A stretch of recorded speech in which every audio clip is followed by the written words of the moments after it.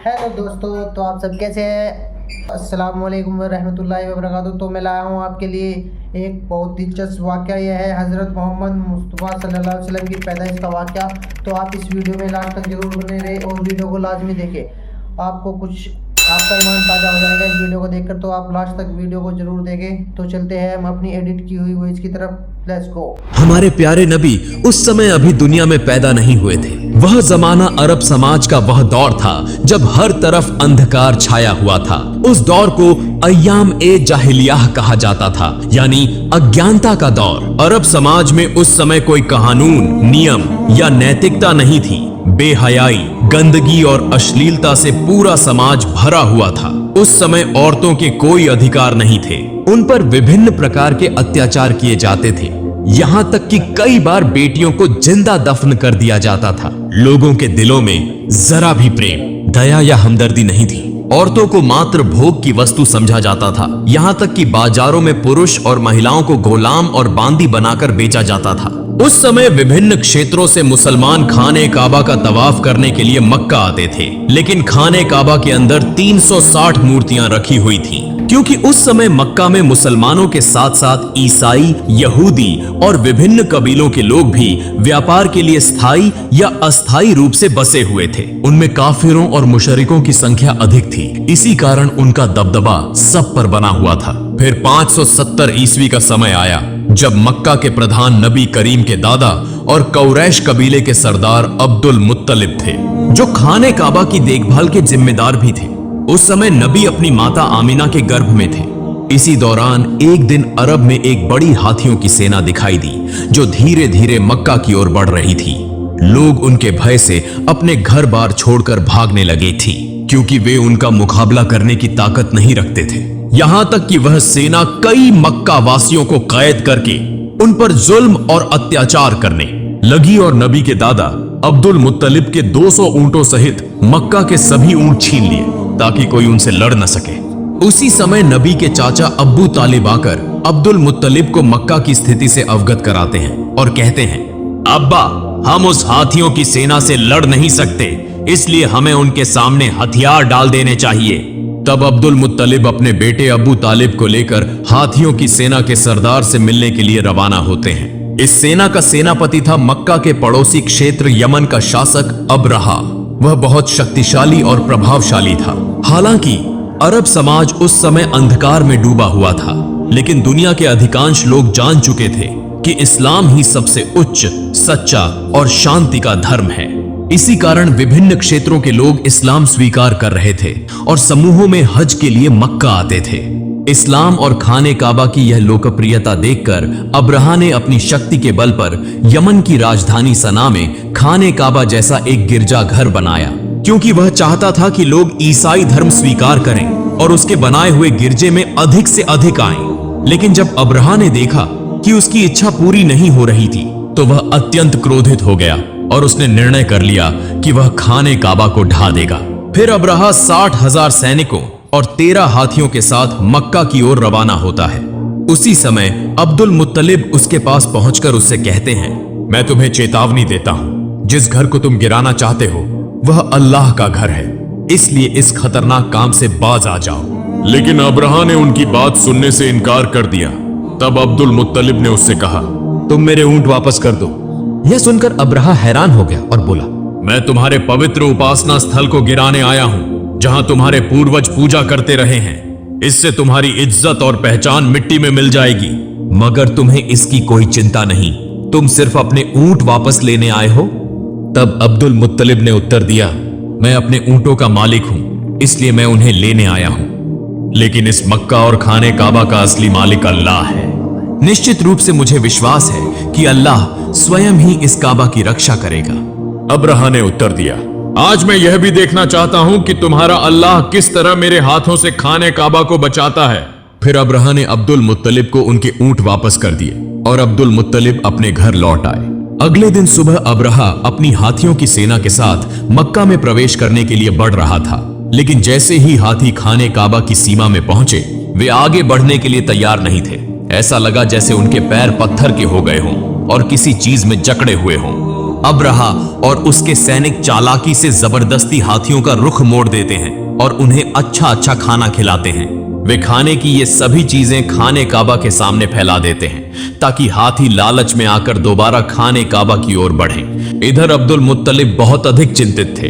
दुखी मन से वे खाने काबा के पास आते हैं। खाने काबा के दरवाजे पर एक जंजीर थी। अब्दुल मुत्तलिब ने उस जंजीर को मजबूती से पकड़ लिया और अपना सिर दरवाजे पर रख दिया। फिर अल्लाह ताला से दुआ करने लगे, हे अल्लाह, यह घर तेरा है और इसकी रक्षा की जिम्मेदारी भी तेरी है। हम तो सिर्फ तेरे बंदे हैं, हमारे बस में कुछ भी नहीं। अब तू ही अपने घर की रक्षा कर। यह दुआ करते हुए उनकी आंखों से आंसू बहने लगे। तभी अचानक अब्दुल मुत्तलिब ने आकाश से एक आवाज सुनी। वे धीरे धीरे आगे बढ़े और जैसे ही उन्होंने नजर उठाई, उन्होंने देखा कि आकाश से सैकड़ों अबाबील पक्षी मक्का की ओर आ रहे हैं। अब्दुल मुत्तलिब आश्चर्य से पक्षियों को देख रहे थे और मन में सोच रहे थे, शायद यह अल्लाह की ओर से भेजी गई वह रहमत है जो आज खाने काबा को बचाने के लिए आई है, वरना इतने अधिक अबाबील पक्षी यहाँ क्यों आए हैं। हर अबाबील के पास 3-3 कंकड़ियां थीं। एक कंकड़ी उनकी चोंच में थी और 2 कंकड़ियां उनके पंजों में थीं। अब्दुल मुत्तलिब ने देखा कि सभी अबाबील पक्षियों ने खाने काबा के चारों ओर घेरा बना लिया है, यहां तक कि वे तवाफ कर रहे हैं। तब वे समझ गए कि आज दुनिया की कोई ताकत खाने काबा को नष्ट नहीं कर सकती।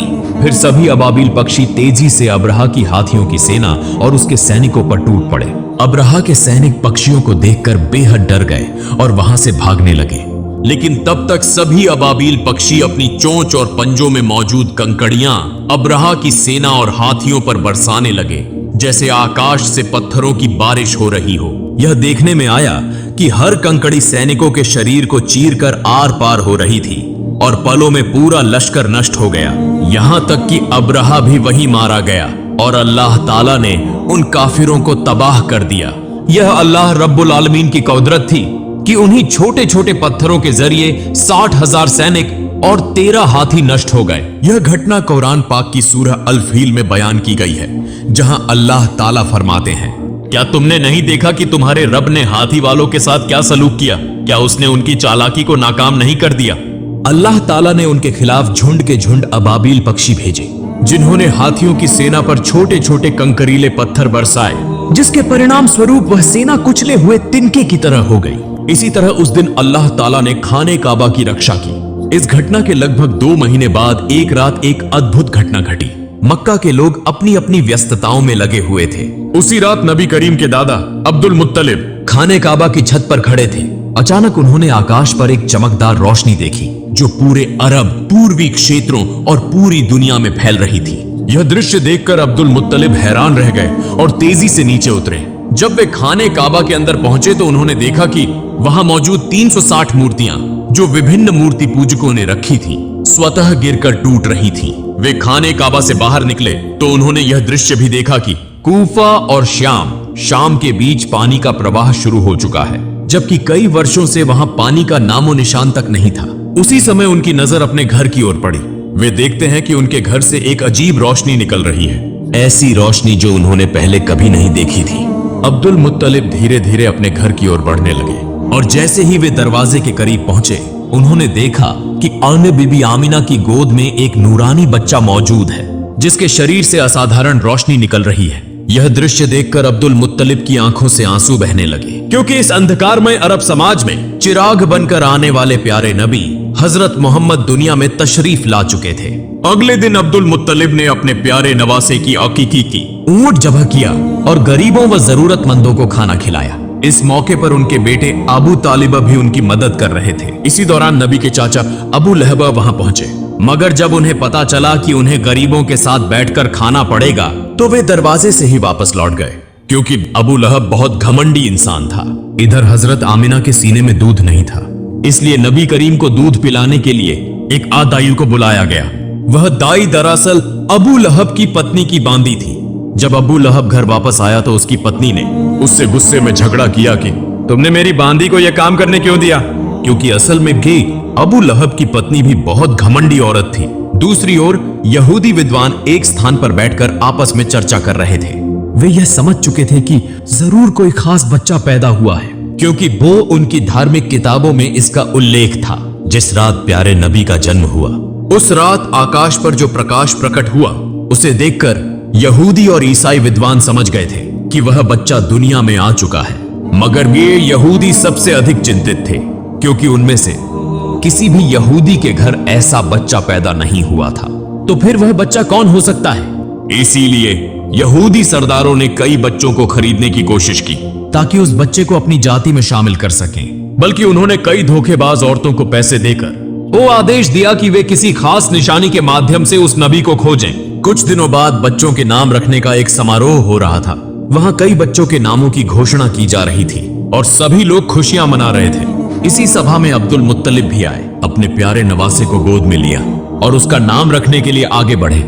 अब्दुल मुत्तलिब पहले उस काले पत्थर पर हाथ रखते हैं, तभी खाने काबा के दरवाजे का कुंडा दरवाजे पर खुद ब खुद टकराने लगता है और नन्हे नबी के शरीर से नूर की किरणें निकलने लगती हैं। अब्दुल मुत्तलिब सबके सामने खड़े होकर बच्चे का नाम मोहम्मद रखने की घोषणा करते हैं। यह सुनकर वहां मौजूद विभिन्न कबीलों के लोग हैरान रह जाते हैं और कहने लगते हैं, यह कैसा नाम है? यह तो हमारे किसी देवी या देवता के नाम से नहीं मिलता। वास्तव में उन्होंने इससे पहले मोहम्मद नाम कभी नहीं सुना था, इसीलिए लोग आपस में इस नाम पर बहस करने लगे। तभी नबी के चाचा अबू तालिबा आगे आते हैं और कहते हैं, ए लोगो, चुप हो जाओ। यह बच्चा मोहम्मद के नाम से जाना जाएगा और तुम लोग इस नाम को कभी भी बदल नहीं सकते। यह कहकर उन्होंने सबको शांत करा दिया और सभी ने उनकी बात मान ली। फिर देखा गया कि अबू लहब अपनी कट पत्नी की बांदियों को वापस लेने आया था, जिसने नबी करीम को सबसे पहले दूध पिलाया था। अब नबी भूखे थे मगर उन्हें दूध नहीं मिल रहा था। यह देखकर अब्दुल मुत्तलिब सीधा अबू लहब के पास गए और उससे इसका कारण पूछा। अबू लहब कहने लगा, यह बांदी मेरी पत्नी ने मुझे तोहफे में दी थी, इसलिए इसकी मालकिन मेरी पत्नी है। यह सुनकर अब्दुल मुत्तलिब गुस्से में आ गए और कहा, तुम मोहम्मद के चाचा होकर भी ऐसी बात कर रहे हो, जबकि मैं तो मोहम्मद के लिए अपनी जान भी देने को तैयार हूँ। मगर अल्लाह ही सबसे बड़ा रक्षक है, इसीलिए नबी करीम ज्यादा दिनों तक दूध के बिना नहीं रहे। उस समय अरबों की परंपरा थी कि बच्चे के जन्म के बाद उसे दूध पिलाने और पालन पोषण के लिए देहाती औरतों को सौंप दिया जाता था, ताकि वह खुली हवा में पलकर मजबूत हो। इसका एक और लाभ यह था कि बच्चे को शुद्ध अरबी भाषा सिखाई जाती थी। उन बंजारिन महिलाओं को इस सेवा के बदले अच्छा इनाम भी दिया जाता था। हर साल रेगिस्तानी महिलाएं मक्का आती थीं ताकि बच्चों को गोद ले सके। इस साल भी कई महिलाएं अपने पतियों के साथ मक्का पहुंची थीं। उनमें एक जोड़ा ऐसा भी था जो रास्ते की भीषण गर्मी के कारण थक चुका था और उनका ऊंट भी कमजोर हो चुका था। मजबूरी में उन्होंने सबसे पहले अपना ऊंट सस्ते दामों में बेच दिया और फिर बच्चे की तलाश में निकल पड़े, क्योंकि वे देर से पहुंचे थे। इसलिए दूसरी महिलाएं पहले ही सभी बच्चों को ले चुकी थीं। यह देखकर उनका दिल उदास हो गया। इसी दौरान जब कसाई उनके बेचे हुए ऊंट को ज़िबह करने लगा तो अचानक ऊंट खड़ा हो गया, भागने लगा और सीधा नबी करीम के घर में प्रवेश कर गया। यह देखकर वह महिला भी ऊंट के पीछे पीछे दौड़ती हुई नबी के घर पहुंच गई। नबी करीम की माता हजरत आमिना उस महिला को थका हुआ और भूखा देखकर उसे अपने घर में भोजन के लिए ले जाती हैं और अपने बच्चे को पालने में लिटा देने के लिए कहती हैं। जब वह महिला अपने बच्चे को पालने में रखने लगती हैं, तो अचानक वह नन्हे मोहम्मद को देखती हैं, जिनके शरीर से नूर की किरणें चमक रही थीं।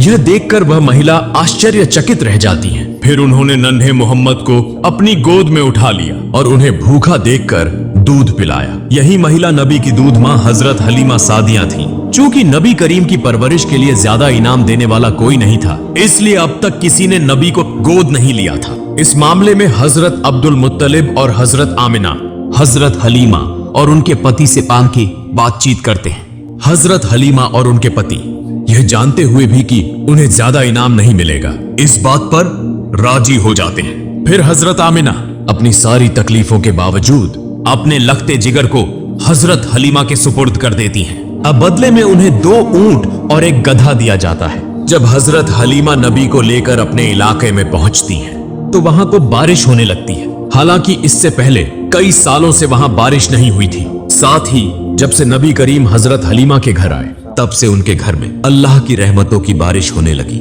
यूं 2 साल का अरसा गुजर गया। जब मुआहिदे की मुद्दत पूरी हो गई, तो हजरत हलीमा और उनके पति नबी करीम को वापस उनकी मां हजरत आमिना के पास ले आते हैं। जैसे ही नबी आते हैं, तो खाना काबा नूर से जगमगा उठता है। दूसरी तरफ हजरत आमिना अपने बेटे को देखकर खुशी से रो पड़ती हैं। लेकिन इसी वक्त काबा के आसपास एक महामारी फैल चुकी थी। साथ ही हजरत अब्दुल मुत्तलिब को खबर मिलती है कि बन यहूदी अब भी नबी को तलाश करने की कोशिश कर रहे हैं। किसी भी खतरे से बचाने के लिए हजरत अब्दुल मुत्तलिब दोबारा नबी को हजरत हलीमा के पास भेज देते हैं। फिर और 2 साल गुजर जाते हैं। अचानक एक दिन हजरत हलीमा सख्त बीमार हो जाती हैं। वहां के हकीम और जादूगर उन्हें ठीक करने की कोशिश करते हैं, लेकिन कोई फायदा नहीं होता। यह देखकर नबी जादूगरों को वहां से हटा देते हैं। जैसे ही नबी हजरत हलीमा का हाथ पकड़ते हैं, वह अचानक पूरी तरह से सेहतमंद हो जाती है। यह देखकर जादूगर हैरान हो जाते हैं और तुरंत वहां से चले जाते हैं। और लेकिन वे समझ चुके थे कि यही वह खास बच्चा है, इसीलिए उन्होंने यह खबर यहूदियों को दे दी। यह सुनकर नबी को पकड़ने के लिए दुश्मनों ने हजरत हलीमा के घर पर हमले शुरू कर दिए। हजरत हलीमा और उनके पति ने नबी को बचा लिया, मगर वे आने वाले खतरों को भांप चुके थे। इसीलिए हजरत हलीमा के पति नबी को लेकर मक्का के एक पहाड़ की तरफ रवाना हो गए। मगर इस बार जब नबी को ले जाया जाने लगा तो हजरत हलीमा रो पड़ी।